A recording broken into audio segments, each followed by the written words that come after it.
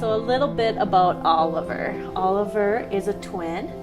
They were born 2 months premature, and we spent about 2 months in the NICU in Maple Grove. And that was kind of our first, I would say, our first experience in the medical world.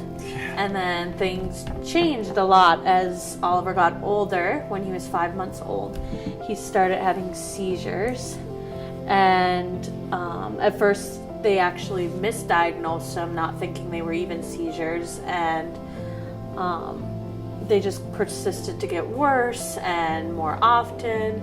And so we were just like, no, something is not right with what was going on. And finally, he actually had a really severe seizure and ended up stopped breathing completely after it. And we were like, it doesn't matter if they're not seizures, we need to know what these are. And we waited and waited until he had one on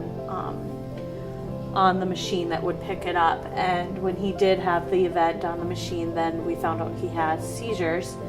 After that, it didn't get any better even once we got the meds. It was like once they did one med, he failed that one. The second med, he failed that one, and we decided to switch to a different neurologist that specialized in epilepsy and seizure disorders. So then we started a different journey, trying to figure out the why of Oliver's condition. And then, so we met with a geneticist, and we got the blood drawn and the tests back about 2 months later. So I'd say in May, we discovered that on his second chromosome, he was missing 20 genes, and 2 of them are directly related to his epilepsy. And then the other 18, they still don't understand what they do. So we began this journey of starting to investigate and see different case studies, and just to kind of give the rarity of what Oliver has. One of his deletions is called the SCN1A, which is a sodium channel. It's kind of, well, not common, but more common to have that one missing. Or he also has the SCN2A, which is a different sodium channel completely missing, which is more common to have just that single one missing.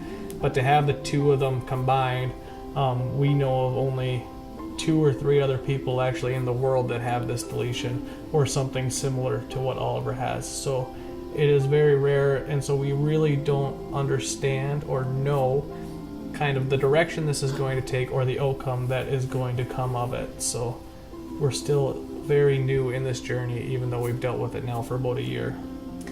Yeah, so as we tried different medications and different things, other medical stuff kept coming up too, like now he needs oxygen a lot. He got a feeding tube placed last year. We found out he was silently aspirating his feeding, so he could no longer take a bottle. And he just seemed like over last year a lot of things were revealed about him with more than just the seizures. And so as we've been going through this, the doctors have been amazing. They have gotten his seizures under control from having hundreds a day in the beginning to now he has maybe every couple weeks. Yeah, once a week, sometimes more. Just varies, and which is hard to say, but we're more comfortable with that, but it's still really difficult. So yeah, and I guess the last thing to say is through all this, he hasn't really progressed past that 5-month marker, so he's still very much like a 5-month-old. He's getting stronger every day. On the rare occasion when he's leaning forward, he can sit by himself for about 10 seconds, which is exciting for us. And he's going through different therapies to try to get stronger or bigger.